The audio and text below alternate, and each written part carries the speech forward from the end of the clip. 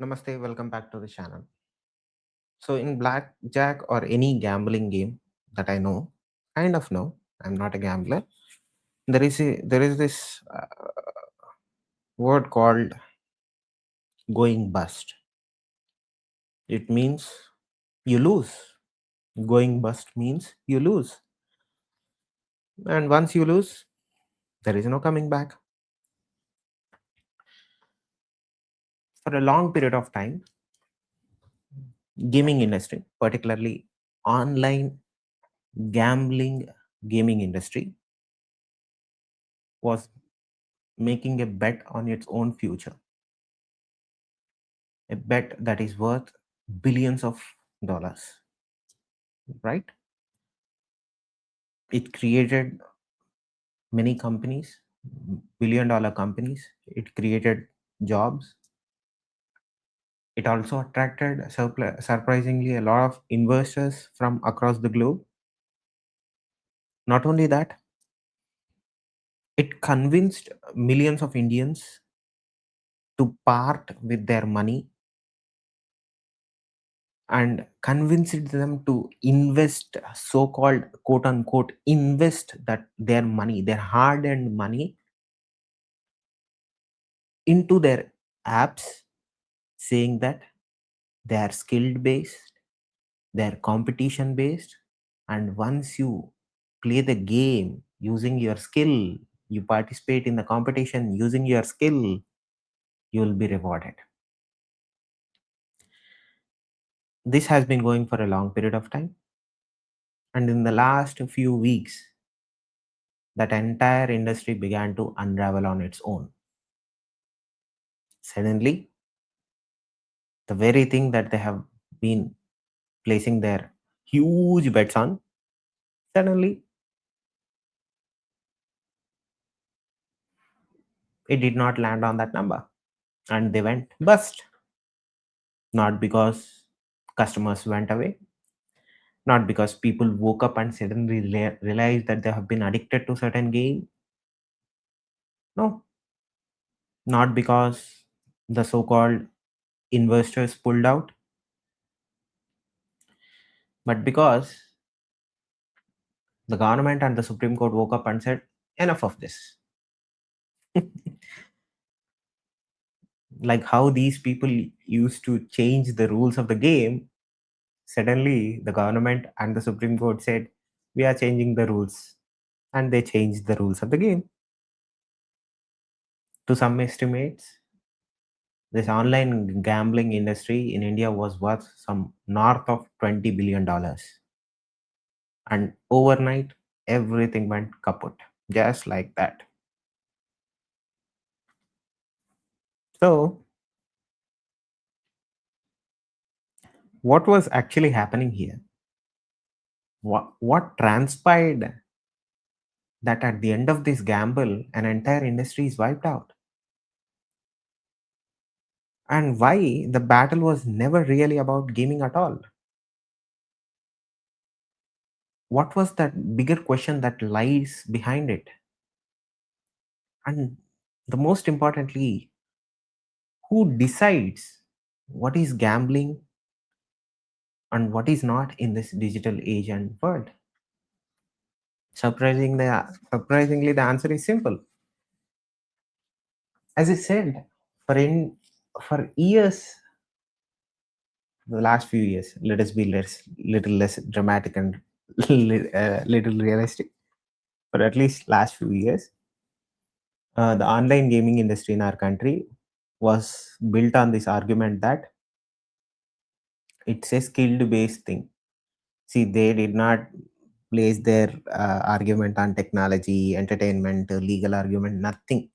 They simply said, or the gambling industry, online gaming industry, I won't call it gambling, I'll call it online gaming industry, said, sir, we are a skilled based thing. They claimed that their games involved skills or fund and are fundamentally different from games that involve chance. I'll repeat again. Online gaming industry was placing their entire argument on the idea that their games were skilled based and not chance based. Sounds simple, right? But this distinction from skill based to chance based gave rise to mushrooms of businesses in this country, because Indian law has historically treated these two categories very differently. Games of chances, games of chance, yeah, the government can regulate it. They regulated it. They not only regulated it, they can restrict it, they can ban it, and even in some cases, they have banned it. But when it comes to games of skill, they have enjoyed a certain level of legal protection in this country. So companies bent in every position to prove that their product or their game is skill based and not chance based. For example, fantasy sports, for example, rummy, for example, poker, for example, fantasy leagues, prediction based contests, whatever you call it. And they spent so much of money into defending it, into starting their own subsidiaries across India. And there has been an ongoing legal battle about this particular topic across India. And the distinction that these companies placed before the courts, that they are skill based and not chance based, was accepted by courts across the country also. This strategy to a larger extent was successful because the industry was not only growing, it was actually thriving, and their stand that they're a skill based entity was winning in courts inside and outside. So, what was the problem? Exactly, there was a problem. The entire industry was built on a single assumption, a single distinction, that the distinction between skill and chance would always matter. Then the Supreme Court woke up and said, maybe it didn't. See, I think the unraveling of this industry started in Tamil Nadu. You have to give credit to Tamil Nadu. For years, different states, multiple states, tried to rein in this particular uh, what do you call it? This particular thing, online gaming thing. Actually, it's a mistake that I called it gambling. Let's go with gaming. I apologize. I'm not against a particular company. I'm not against anything. I'm just giving you what has transpired in Supreme Court of India that ensured that this thing no longer exists in the way that it exists right now. So, for example, a lot of resources have been spent by states to control or regulate online gaming. But one state, that is Tamil Nadu, went a little further compared to other states. The idea behind their strategy was that they wanted to broaden their powers so that they could prohibit online real money gaming platforms. And as usual, these gaming companies started pushing back at these efforts.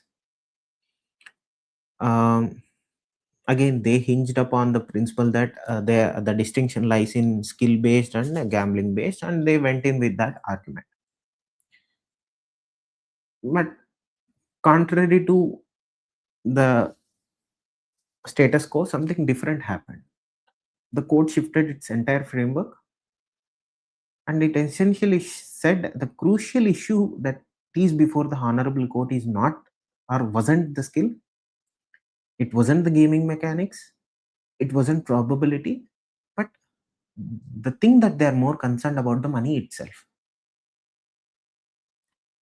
The honorable court, says the moment real money enters into the system, the nature of the activity itself changes. So the court saw through all these things. And once that money things, the activity changes, states generally do have broad authority to regulate or even prohibit such things from happening. What the court essentially did was it simply moved the debate away from the distinction of skill and chance, and it moved it to money aspect. It moved the debate from the game design and towards public welfare. Not only public welfare, specifics in public welfare, such as addiction, such as consumer protection, such as social harms. And the moment these three things were brought onto the picture, the industry's strongest legal shield that they were standing behind was gone. There was nothing that was protecting this industry. So, in a matter of few days or a day, the legal foundation that these companies were standing on was beginning to unravel itself.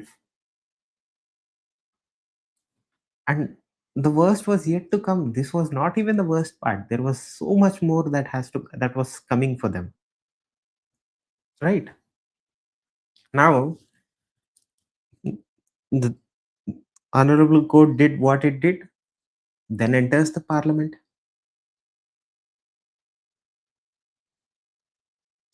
The parliament went with a little bit more direct approach. They started coming out with a new national framework, meaning a law that is specifically designed for online gaming, and it came in the form of the Promotion and Regulation of Online Gaming Act. So, what was the law for? The law fundamentally challenged the industry's future that companies have spent years navigating. They were spending so much of money navigating the state level regulations, and suddenly the parliament comes and says, "No, we have a national regulation now, a national framework now." And for many real money gaming businesses, that created a problem, that created a legal risk. This forced the platforms to begin thinking or rethink their strategies and their operations. Every aspect of that industry started to rethink their own role, their own position in the entire process, because companies were forced to answer this question: can we operate? Can we function? Earlier, it used to be that can we do our business in this state or not? Can we do business in that state or not? But suddenly, that moved from state level to can we actually run this company? Is this legal to run this company? So everything changed for them. Even then, despite the shrinking market size, tightening regulations, sudden slowing growth, many companies tried to persist, but they were at least hopeful that the online gaming industry involving real money would one way or the other survive. But after taking two blows, gut wrenching blows, the third one came heavy and it kind of ended the entire thing. So it came in the form of India's favorite pastime, retrospective taxation. See, I'm saying it in a funny way. I'm not trying to hurt anybody. I'm not trying to incite anything. In India, if you want to kill something, don't attack it directly. Go into the past and ask them to pay taxes from the past. I'm sure that industry will die within 3 months. So the third one actually kind of became the um, extension event for this online gaming industry. So the idea is that see, imagine you're running a business for the last few years, paying the taxes that what everyone in the industry pays, which was accepted, uh, which you believed were the rules set by the government. And one day the taxman comes and says, actually, एक और बात है करके he'll say this, and he'll say, I think you should have been paying more, yaar. I think you paying 1 million is not enough. I think you should have been paying 3, 4 million more. This is what I think. And he goes on to say, not only for this year, I think you have to, I think in my heart of hearts, believe that you should have been paying 3, 4 million every year for the last 10 years. Now, that is hammer that nobody can survive, not even a middle class family. So, what he comes is and says, actually, you should have been paying much more, not only from today, from the last decade. So, this is what essentially ended up happening with these guys. So, they were calculating the GST on their platform fee, right? And the commission they earned on each transaction, 10 to 12%, 15%, 50% also, it doesn't matter, right? So when the taxman came and said, Ariyar, you have to pay so much more for the last 10 years or so, immediately they moved to Supreme Court. Interestingly, the Supreme Court took a very different view than what these people were actually hoping for. I think so. This is my speculation. This is not what actually happened. But at the end of the day, the Supreme Court of India did took a different view. It simply said the taxation should apply to the entire stake value, meaning every rupee that is entering the game, not merely the company share.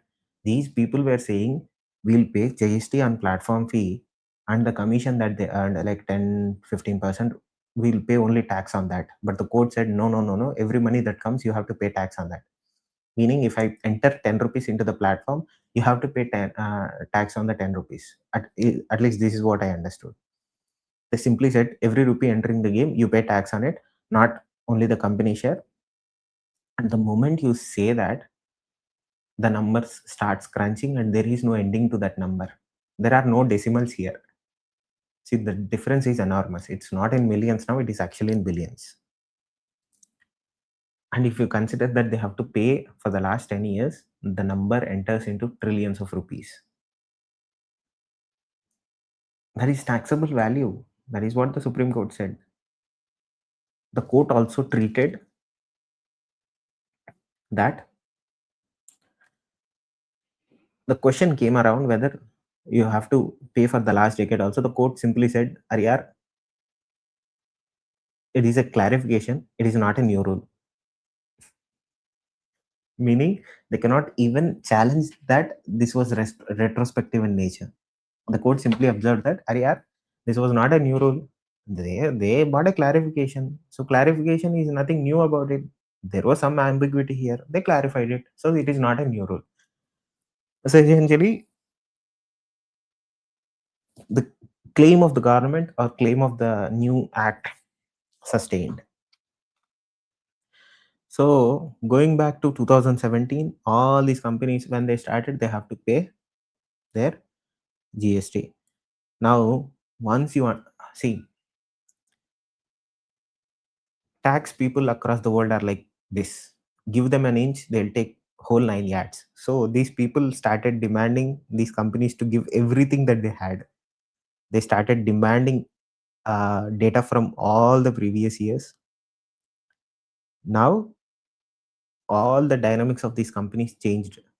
It is no longer about surviving. It is no longer about growing. It is about surviving. It became a death match kind of a thing, because Supreme Court said you have to adhere to. Now, where will you run? You have to follow the rules. Everybody follows the rules, so you also have to follow the rules. So it became a survival exercise. See, I'm trivializing this matter. It is far more serious. Forgive me. I thought this story was so funny that I had a laugh and I wanted to share with you. Now, instead of fighting, these people started spending money on tax experts, complaints experts, whatnot. So they see again they tried to come out of it, but again the Supreme Court said nothing doing. So what was the problem here? So the problem is this was not about gaming alone. It actually went much beyond gaming. On the surface levels, this looks like a story or an article or a video about gaming. No, it is about what happens or an industry, what happens to an industry that uh, that tries to collide with a legal system that is as robust, that is as old, that is as humongous as Indian legal system. For years, see, these companies were getting reliefs from courts across India. They argued that they were technology companies when government was clearly saying that no, these are not technology companies. They are doing something completely other than a technology company would do. Uh, Ultimately, it was a see whatever it is, whether it was about the dispute about the classification, whether it was about the nature of the business that they were running, everything okay. How they are being classified, and how they are being taxed, how their tax is being determined, how they are trying to be regulated, whether it was legal or not, whether investors can fund it or not, whether a business can survive. See, all these things, okay, they were going on. They were surviving on the principle that at first they were saying that this was a skill game, not a chance game. They were saying that we are complying with every state. They were getting wins in the states. But at the end of the day, one final morning, the government decided that we are going to change the classification. They changed the classification, meaning they brought in some rules, and now the entire industry is disappearing. So I hope I have been clear in that. I think I'm little bit here and there. But you understand the story that transpired here. So is this the end of online gaming in India? Not exactly. Online gaming is strong, but this specific model of online gaming is dead. What is the specific model? The real money wagering model that has been dominating the discourse for the last few decades, or the last decade, not few decades. Again, I'm hyperventilating here simply, but last decade, this is gone. But the other form of gaming that we actually want more in this country, the esports things, the social gaming thing, competitive platforms that do not require monetary stakes, skill competitions that are structured differently within regulations. No, they'll survive, they haven't vanished, and this law does not touch them, or this ruling does not touch them. It will touch them to a certain extent, but when your entire industry survives on a simple distinction and the court says no, no, no, no, no, these are entirely different things. Esports is a beast altogether and very more complex than what these guys were doing.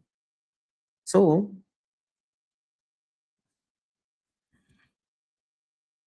this real money wagering model is gone. The rest will survive, right? So one thing is pretty clear. The Supreme Court has dealt the cards. The government has set the table, and if anybody wants to play the game, this game now, they will have to play by following the new rules set by the government and the court. See, the Indian gaming industry's biggest mistake was not to have betting that is being played on the so-called skill. It may have been in this twilight zone that legal definitions never change, but in reality they do. In digital economy, entire billion-dollar industries are dependent on few words written into law. What is life? It is not challenged and changed in the future. So few paragraphs written in a court judgment, yes, it will have an impact. When those words change, everything changes. The cards, the rules, sometimes the game itself. So I thought this was a funny story. That's what if you found it rambling, I do understand it. So if you enjoyed this video, please do subscribe for more. I'll try to do deep dives into certain stories, policies, laws, whatever it is, and also what is happening in the world that is shaping the modern world that we are living in. So thanks for tuning in. Thank you. Take care. Bye bye.